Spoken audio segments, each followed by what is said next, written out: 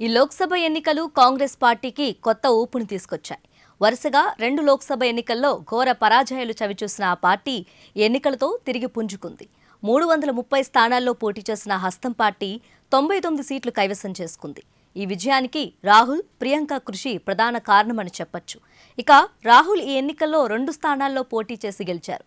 అయితే ఇప్పుడు ఒకే స్థానానికి పరిమితం అవ్వాల్సి ఉండడంతో ఆయన దేనిని ఎంచుకుంటారనేది ఆసక్తిగా మారింది. లోక్సభ ఎన్నికల్లో రాహుల్ గాంధీ వైనాడ్, రాయ్బరేలీ స్థానాల్లో పోటీ చేశారు.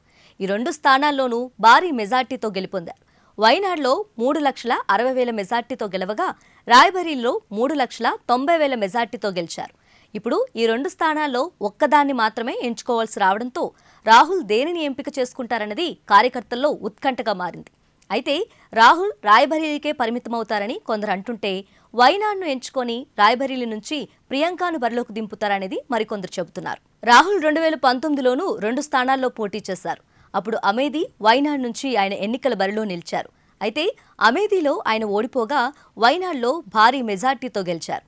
ఈసారి కూడా తొలుత వైనాడ్ నుంచే రాహుల్ పోటీ చేశారు. కాంగ్రెస్ నేతృత్వంలోని యూడీఎఫ్ ఇక్కడ బలంగా ఉండడంతో పాటు జాతీయ స్థాయిలో విపక్ష కూటమి తరపున రాహుల్ ప్రధాని అయ్యే అవకాశాలున్నాయంటూ స్థానిక కాంగ్రెస్ శ్రేణులు ప్రచారం చేశాయి. అటు విపక్షాలు ఎన్ని విమర్శలు చేసినా ప్రజలు మాత్రం మరోసారి రాహుల్కే పట్టం కట్టారు. ఇక రాయ్బరేలీ గత కొన్ని దశాబ్దాలుగా కాంగ్రెస్కు కంచుకోటగా కొనసాగుతుంది. 1951 నుంచి ఈ నియోజకవర్గంలో కేవలం 3 సార్లు మాత్రమే ఆ పార్టీ అభ్యర్థులు ఓడిపోయారు. మాజీ ప్రధాని ఇందిరాగాంధీ, ఫిరోజ్ గాంధీ, సోనియా గాంధీ వంటి అగ్రనేతలు ఇక్కడి నుంచి ప్రాతినిధ్యం వహించారు.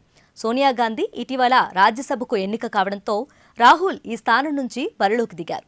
చివరి నిమిషంలో రాయ్బరేలీ నుంచి పోటీ చేసిన ఆయన భారీ మెజార్టీని సొంతం చేసుకున్నారు. ఈ క్రమంలో రాహుల్ వైనాడ్ను వదులుకొని రాయ్బరేలీలోనే కొనసాగే అవకాశాలున్నట్లు రాజకీయ విశ్లేషకులు చెబుతున్నారు. యూపీలో 80 లోక్సభ నియోజకవర్గాలున్నాయి. దేశ రాజకీయాల్లో యూపీది కీలకమైన పాత్ర. యూపీలో ఎక్కువ స్థానాలు గెలిస్తే దేశంలో అధికారంలోకి రావచ్చనేది జాతీయ పార్టీల భావన. అయితే గత కొన్నాళ్లుగా యూపీలో కాంగ్రెస్ ఉనికి కోల్పోతుంది. ఎన్నికల్లో మాత్రం 6 స్థానాలు సాధించి మళ్లీ పట్టు బిగించింది.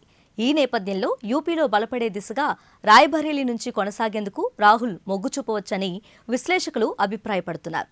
తన జీవితమంతా రాయ్బరేలీ ప్రజల ప్రేమ, ఆశీర్వాదాలతో నడిచిందని, ఒంటరితనాన్ని దూరం చేసిందని ఎన్నికలకు ముందు రాహుల్ వ్యాఖ్యానించడం కూడా దీనికి బలాన్ని చేకూరుస్తుంది. ఒకవేళ కష్టకాలంలో తనను ఆదరించిన వైనాడ్ వైపే రాహుల్ మొగ్గు చూపితే రాయ్బరేలీ నుంచి ప్రియాంక గాంధీ పోటీ చేసే అవకాశాలున్నాయి.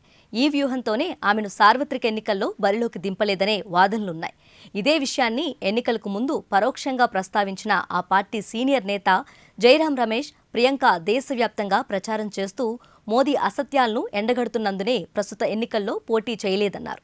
ఎక్కడైనా ఉప ఎన్నిక ద్వారా ఆమె పార్లమెంటుకు వెళ్లే అవకాశం ఉందని అప్పట్లో జోస్యం చెప్పారు. ఇప్పుడు ఆ స్థానం రాయ్బరేలీ కావచ్చని ఊహాగానాలు వినిపిస్తున్నాయి.